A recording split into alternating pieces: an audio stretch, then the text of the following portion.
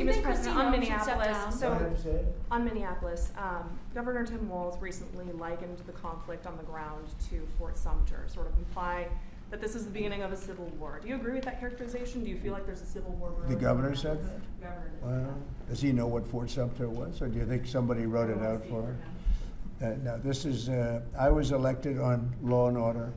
I was elected on a strong border.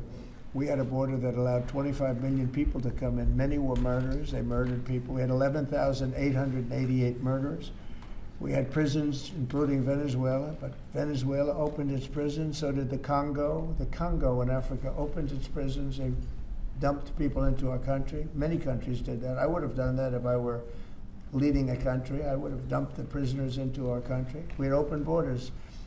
We had all these things. I was elected on law and order. I was elected on the economy. I was elected on a lot of reasons. Because when I took over, we inherited a mess. Prices were too high. Inflation was the highest it was in 48 years. I say ever, but the media always corrects me by saying it's only 48 years. I think 48 years almost sounds worse.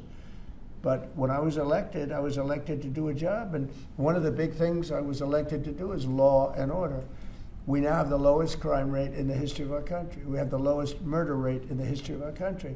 We have Washington, D.C., which was a dangerous place to walk, is now a totally safe city. You can walk with your husband or your wife. You can walk with your children right down the middle of the city. Nothing's going to happen. We did a great job. We had the National Guard. We have soldiers. We have people that nobody's going to mess with. And we've taken out. Remember, it's not just that.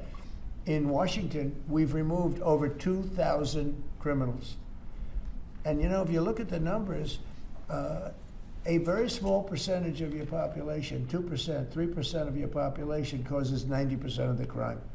So when you move it's amazing how that works. But the criminals go over and over and over again. So 2 to 3% of your population can cause over 90% of your crime. So it's not that complex. We moved 2,000 people out of Washington. We brought them back to their countries where they came from. They came through open borders by Sleepy Joe Biden. And I will tell you, Washington is safe. If you look at New Orleans, as you know, we went there about 4 weeks ago. I was with the mayor of New Orleans last night. He was at the premiere, and she was at the premiere. She was great. I believe she's a Democrat. She came over. She thanked me so much. She said crime is down more than 50% in just a few weeks. And you couldn't even walk down the street in New Orleans. It's so bad. And now they let us in there, and she is thanking me so much, so profusely. She was great last night. I'd do that if I were a Democrat. I'd say call Trump in, let them do what they do.